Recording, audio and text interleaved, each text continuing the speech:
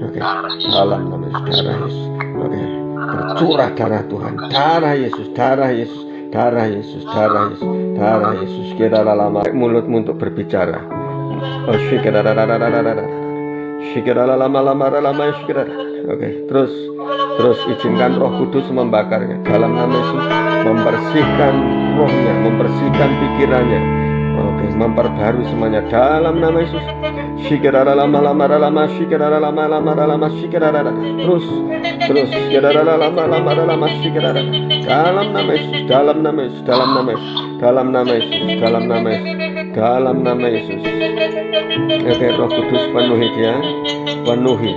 Dan sekarang Tuhan pagari bentengi, tutup bungkus dengan kuasa darah-Mu. Tuhan meteraikan dengan tanda salib-Mu di dahi, di hati, di pikiran, semuanya dipenuhi, dimeteraikan di dalam nama Yesus, dalam nama Yesus. Kami percaya saat ini rohnya Tuhan berikan roh yang baru, pikiran yang baru, hati yang baru di dalam nama Yesus, dalam nama Yesus. Haleluya. Amin Yesus.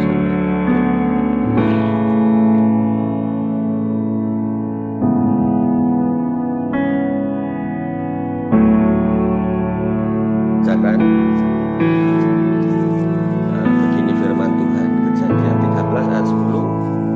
Lalu Lot melayangkan pandangannya dan dilihatnya lah bahwa seluruh lembah Yordan banyak airnya seperti taman Tuhan, seperti tanah Mesir sampai ke Zoar. Hal itu terjadi sebelum Tuhan memusnahkan Sodom dan Gomora. Sebab itu Lot memilih baginya seluruh lembah Yordan itu.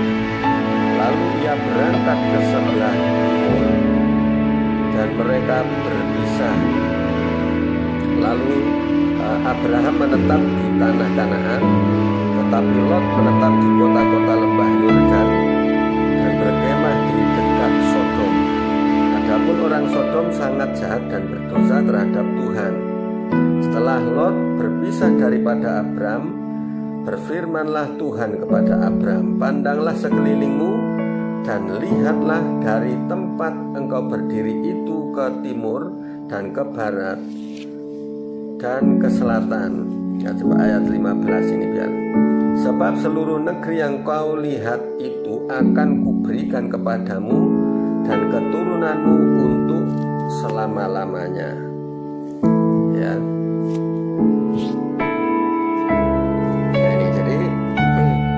Kita belajar ini. Nah, kenapa tentang cara pandang dulu? Cara pandangnya kita dengan cara pandangnya Tuhan itu beda. Nah, di sini kan ada kisahnya kita sudah tahu kan, Abram dan Lot. Abram ini pamannya, Lot ini ponakannya yang pergi ke tanah yang ditunjukkan Tuhan. Nah, yang ditunjukkan Tuhan ini, terus karena ada pertengkaran, karena mereka sudah kaya, jadi hewan ternak mereka terlalu banyak, penggembala mereka juga banyak, akhirnya karena campur mereka bertengkar. Kita nggak bisa bersama lagi nih, kita harus berpisah katanya, supaya tidak ada terjadi perpecahan keluarga itu. Nah, terus kalau aku ke kiri, kamu ke kanan. Kalau kamu ke utara, aku ke selatan, kan gitu. Nah, terus yang hebat lagi gini, Abram ini kan orang tua, terus dia yang dipanggil Tuhan untuk diberkati, tetapi memberikan kesempatan kepada Lot, disuruh memilih dulu. Kamu memilih ke arah mana gitu. Nah, akhirnya Lot, ya ini yang dari ayat 10 itu. Lalu Lot melayangkan pandangannya, jadi dilihat, terus dilihatnya bahwa seluruh lembah Yordan banyak airnya seperti taman Tuhan, masih seperti taman Tuhan. Nah, seperti tanah Mesir sampai ke Zoar. Nah, apa yang terjadi kalau cuma pandangan manusia kan yang dilihat kelihatannya bagus, sepertinya banyak air, seperti berlimpah-limpah susu dan madunya, artinya tempat itu sangat subur gitu kan. Itu pandangan manusia. Tetapi ternyata di situ adalah Sodom dan Gomora yang akan dimusnahkan oleh Tuhan. Itu karena penduduknya sangat jahat. Nah, sedangkan Abram waktu itu namanya masih Abram, belum Abraham gitu ya. Abram. Nah, Abram ini memilih karena nggak ada pilihan lain. Kalau dia ke timur, dia pasti ke barat gitu kan. Nah, akhirnya dia pun ke barat dan Tuhan berfirman ayat 14 ini, setelah Lot berpisah dari Abram, nah ini berfirmanlah Tuhan kepada Abram, pandanglah sekelilingmu dan lihatlah dari tempat engkau berdiri itu ke timur dan barat, utara dan selatan. Sebab seluruh negeri yang kau lihat itu akan kuberikan kepadamu dan kepada keturunanmu untuk selama-lamanya. Jadi apa yang dilihat manusia itu baik, belum tentu baik untuk kita. Ya kan? Apa yang dipandang manusia itu kelihatannya indah, belum tentu untuk kita juga. Nah, tetapi apa yang kelihatan buruk bagi mata kita belum tentu buruk nanti dalam rencana Tuhan itu. Gitu ya. Jadi seperti yang dialami Pak Bambang mungkin, nah, tentang ternaknya ngalami serangan. Itu kan kelihatan buruk sekali ini, wah nasibnya buruk ini, ya kan. Tetapi bagi Tuhan, ya seperti lagu tadi lah, waktu Tuhan adalah waktu yang terbaik. Nah, rencana Tuhan juga rencana yang terbaik. Nah, bagaimana cara pandang kita gitu, cara pandang kita. Nah, kalau cara pandang kita selalu positif, maka akan mendapatkan hal-hal yang positif. Tetapi kalau negatif, ya maka yang terjadi pun adalah hal yang negatif juga. Nah, jadi apa baiknya kok ada sesuatu kok jadi baik? Nah, mungkin dengan cara itu melatih Pak Bambang supaya lebih dekat dengan Tuhan. Terus tahu rahasia-rahasia seperti yang tadinya perjamuan kudus, ini kan cuma untuk orang sakit ya kan. Tetapi ternyata juga bisa untuk memerangi perdukunan, bisa menghancurkan kuasa iblis. Nah itu. Nah terus seperti sekarang yang terjadi ke Mbak Dwi sama Mbak Suci ya, ini ngalami goncangan juga soal kerjaan. Nah jadi jangan berpikir yang negatif dulu, wah kok kayak gini. Mungkin Tuhan punya rencana yang lebih baik, kita yakin ada rencana yang lebih baik lagi. Gitu. Ini ya, jadi ini yang seringkali mata kita, mata jasmani kita sering tertipu. Ya. Sebenarnya ini saya pernah ajarkan tentang ini loh, pernah saya ajarkan. Jadi ketika kita ini menghadapi masalah yang seperti tembok yang di depan, seperti tembok kan. Nah, kita ini harus naik. Ya kan? Nah, kenapa mesti naik? Kalau sudah di atas ini akan kelihatan semua di depan ini seperti apa. Itu untuk memperbaharui cara pandang kita. Jadi ketika kita menghadapi tembok masalah, jangan fokus ke depan kita, jangan fokus ke masalahnya, tapi ke atas, jalannya kan ke atas, berarti naik, ya kan? Nah, kenapa mesti naik? Kalau sudah di atas, ini akan kelihatan semua di depan ini seperti apa. Itu untuk memperbaharui cara pandang kita. Jadi ketika kita menghadapi tembok masalah, jangan fokus ke depan kita, jangan fokus ke masalahnya, tapi ke atas, jalannya kan ke atas. Berarti ya itu tadi, cari Tuhan. Nah cuma dalam prakteknya seperti Bonyoman itu, ketika ada masalah ambiar semua. Ambiar, nggak fokus lagi sama Tuhan, fokusnya sama masalahnya, ya kan? Iya, iya. Nah, itu. Nah, jadi seperti yang apa namanya, ketika ada penglihatan tentang imam besar Yosua, di situ iblis di sebelah mana? Kanan, malaikat di depan, persis di depan. Nah, iblis ini pendakwa, malaikat menguatkan, tapi seringkali kan kita lebih dengar yang iblisnya, ya kan? Yang lebih didengar iblisnya itu pembawa masalah itu. Nah ini, makanya belajar perbaharui cara pandang kita kemana. Jadi kalau kita sudah nggak bisa lihat lagi ada jalan keluar, berarti mulai ke atas, lihatnya ke atas saja. Oke. Nah, terus untuk memperbaharui sekarang pikiran kita. Bagaimana memperbaharui pikiran kita?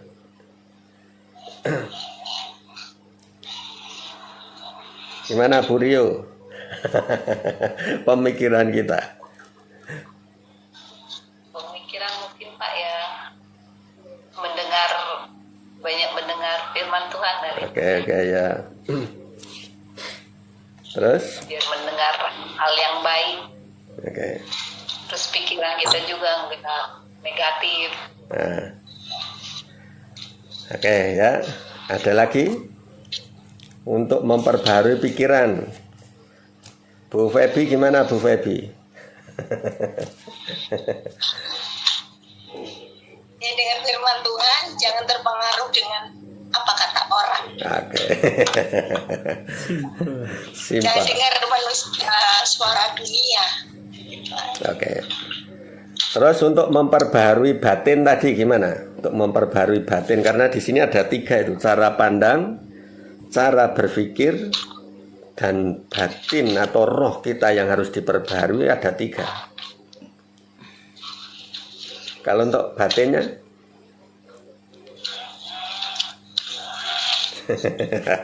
oke, kita akan bahas ya. Nah gini, benar untuk mendengar firman Tuhan. Tapi gini, banyak kan orang mendengar firman Tuhan, baru saja keluar dari gereja, keluar sudah lupa. Nah, masalahnya tempat nyimpen firmannya di mana? Kalau nyimpen firman di mana biasanya? Di HP. Kalau di HP, nggak apa-apa, dikantongi terus ya kan. Di mana nyimpen firman?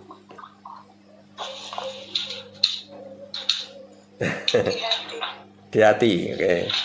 Kalau di hati ini bisa mencontoh Maria, ya kan? Ketika mendengar salam dari malaikat, ya kan? Diberkatilah engkau yang dikaruniai Allah, ya kan? Terus apa arti salammu itu? Engkau akan mengandung dari Roh Kudus dan engkau akan melahirkan dan beri nama dia Yesus. Nah, waktu itu saya ini hamba, jadilah seperti kehendakmu, itu kan. Yang terakhir itu dikatakan, tetapi Maria menyimpannya di dalam hati. Ini benar sekali Bu, menyimpan di dalam hati. Nah, terus yang lain, pikiran, bisa nggak menyimpan di pikiran kita? Ya kan? Nah kadang-kadang gini, orang nyimpennya cuma di dalam hati, nggak pernah keluar, nggak pernah terpikirkan. Nyimpen firman di hati saja, yang dibaharui hatinya, tetapi pikirannya enggak. Ya kan? Nah apalagi seperti ini, kalau sudah punya masalah gitu kan, pikirannya yang sering dikacaukan itu. Ya seperti orang lagi patah hati itu, lagi putus cinta ya kan. Lagi kehilangan orang yang dikasihi, itu kan terbayang-bayang terus. Nah bagaimana cara melupakannya? Cara melupakannya yaitu harus diganti, isinya itu diganti. Jadi yang tadinya suka mikir masalah, suka yang direnungkan itu justru perkataan orang yang melemahkan, ya kan? Harus ganti dengan firman. ya di pikiran kita supaya apa tergantikan. Nah itu untuk memperbarui seperti itu, diganti gitu ya. Yang tadinya gelap nah bisa terang, itu ada pergantian. Oke. Nah terus untuk memperbarui batin kita, kalau batin ini kan roh, yang bisa memperbarui ya cuma dengan Roh Kudus sebenarnya, ya dengan Roh Kudus. Jadi kalau Roh Kudus yang memperbarui roh kita, maka semuanya itu akan kelihatan baru. Jadi gini, coba yang sudah berkeluarga gitu kan, kalau yang masih sebulan 2 bulan, wah lagi sayang-sayangnya ya kan. Tapi begitu sudah 5 tahun, 10 tahun, ada nggak rasa bosan gitu?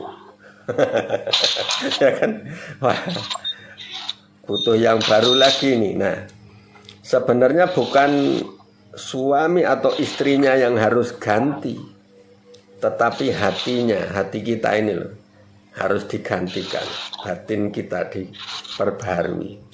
Jadi karena orang kalau suasana hatinya ini baru, apa yang dilihatnya ini juga sepertinya baru gitu. Ya kan? Kalau hatinya baru, semuanya itu seperti terlihat baru gitu.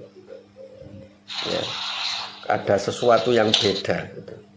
Nah, ya jadi kita akan belajar dari cara pandang kita yang diubahkan, terus apa tadi? Pemikiran kita yang diubahkan, mindsetnya yang diubahkan, terus baru batin kita yang diubahkan. Kalau batin ini sudah menyangkut hati dan roh, karena biasanya orang kalau zaman dulu itu ngomong tentang roh itu batin gitu ya. Batinku mengatakan, atau hati yang paling dalam mengatakan seperti itu. Nah, sedangkan manusia ini di hati itu aja ada 3 tingkatan itu. Hati itu ada 3 tingkatan. Hati yang di luar ini, yang orang bilang liver ya kan. Terus hati yang di dalam, hati yang di dalam itu yang disebut jiwa. Terus hati yang paling dalam, hati yang paling dalam ini sebenarnya di dalam tubuh kita ada tubuh lagi namanya tubuh roh, tubuh rohani. Jadi kalau orang, gambaran orang meninggal itu kan rohnya keluar. Nah ini sama, ini wujudnya sama, cuma transparan itu kan. Nah sama, itu namanya tubuh roh. Nah tubuh roh ini punya hati juga gitu. Itu makanya disebut hati yang paling dalam. Nah, itu yang perlu diperbaharui. Jadi kalau ada orang yang hati yang di dalam rohnya ini sakit, maka akan keluar juga sampai ke hatinya, sampai ke fisiknya. Ya kan? Makanya perlu ada namanya kesembuhan batin. Ya, kita kan sudah ngerti nih kesembuhan batin. Inner healing, ya kan? Kesembuhan batin. Jadi disembuhkan. Nah, ini yang perlu diperbaharui. Nah, jadi kalau cara pandang kita saat menghadapi masalah, ya lihatnya bagaimana sesuai pandangan Kristus bagi kita. Melihatnya seperti Kristus melihat. Nah ini baru nanti kita akan menemukan tujuannya apa. Terus kita harus kemana. Langkahnya harus bagaimana. Ya.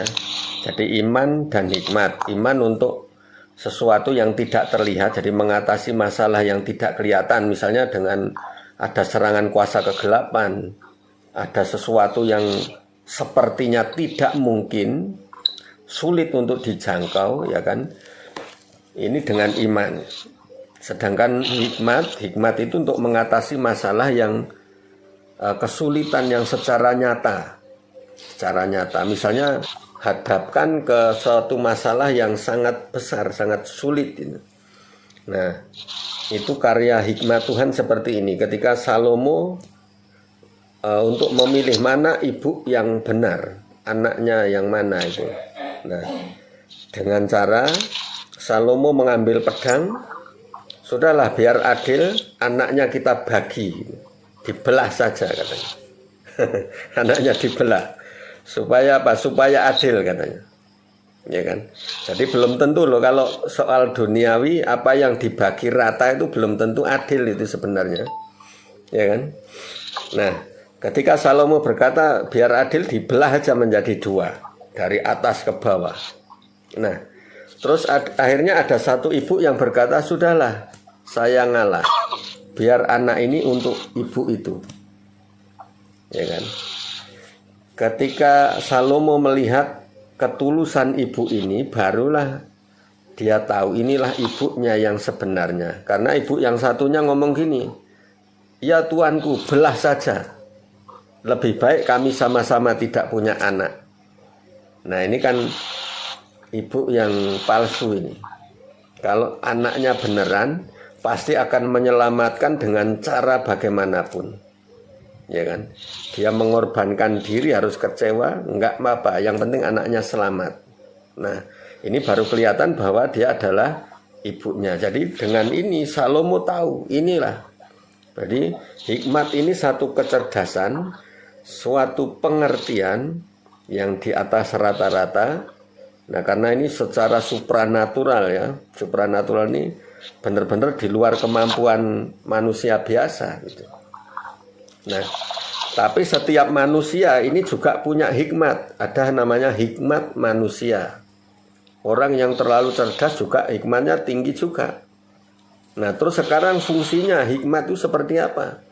Fungsinya hikmat di dunia nyata, ya gini, banyak orang yang kita lihat aja lah, ada yang sudah lulusan S1, S2, begitu lulus malah jadi bakul es tungtung beneran itu, ya kan?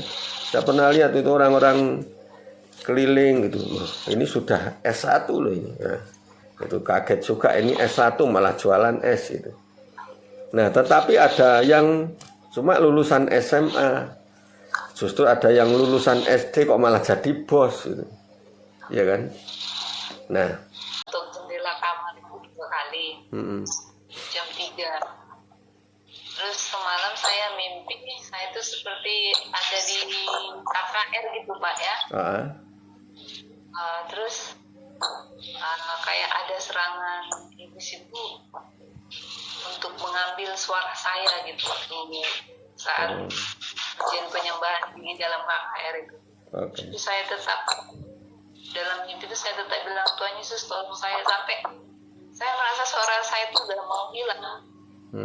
Tapi tetap bisa nyebut nama Yesus gitu Pak. Dari ujung sini. Terbangun tuh sekitar jam 3. Tahu Pak itu arti mimpinya apa? Ya serangan iblis. Serangan Pak ya. Ya. Nah itu yang perlu kita tahu kan, mimpi ini kadang-kadang memang iblis nyerangnya lewat alam mimpi, alam roh gitu ya. Karena dia roh, nyerangnya lewat alam roh juga. Nah kalau kita kalah waktu itu, seperti Burio mungkin nggak bisa nyebut nama Yesus, mungkin bisa benar-benar hilang itu suaranya. Iya. Ya. Tapi itu seperti perang Pak, dia mau mengambil suara saya, tapi saya tetap manggil Tuhan Yesus tolong saya, tolong saya. Itu saat mau vaksinasinya kita. Nah, jadi menghadapi apa, harus bagaimana, atau dengan cara apa, ini tergantung. Nah itu tadi, makanya harus ada pembaharuan apa, cara pandangnya, terus pemikiran kita. Nah ini, karena untuk menghadapi iblis ini kalau nggak dirubah cara pikir kita bisa kalah itu. Nah contoh gini, ada satu cerita gitu ya, ada orang yang takut anjing, ketakutan sama anjing ini. Nah ada anjing gonggong, gitu, dikejar terus itu, pokoknya nggak berani lihat anjingnya gitu. Terus ketika itu karena saking takutnya, biasanya nggak bisa manjat, ini bisa manjat pohon gitu, sampai bisa manjat pohon. Ketika sudah kepentok manjat pohon, ada suara yang bisik gini, lihat anjing itu, lihat anjing dan hadapi katanya. Tidak, saya takut Tuhan, saya takut katanya. ya kan? Terus coba lihat, buka matamu, lihat anjingnya. Artinya kita harus berani menghadapi gitu kan. Nah, tetapi ketika dilihat karena dia sudah posisi di atas, coba kamu lihat posisimu aman gitu. Ketika dilihat ternyata anjingnya ini kecil. Anjing apa itu yang kecil itu, Jo? Nah, sudah anjingnya kecil, giginya ompong lagi. Nah, ya giginya ompong. Nah, artinya gini, seringkali kalau kita nggak dirubah cara pikir kita, yang kita pikirkan kan cuma takutnya, takut gitu kan. Nah, tapi tidak tahu bagaimana ya saya menghadapinya. Nah, itu yang perlu dirubahkan kan dari cara pikir kita dulu. Bagaimana cara menghadapinya. Nah, coba kalau kita bayangkan ini kuntilanak, wah sundel bolong. Yang kelihatan nanti gimana ya kalau ketemu terus kelihatan yang bolong gimana? Serem ya kan? Tapi kalau kita ubah ini, kita rubah cara pandang kita, cara berpikir kita, gampang itu dalam nama Yesus. Nah, kita bisa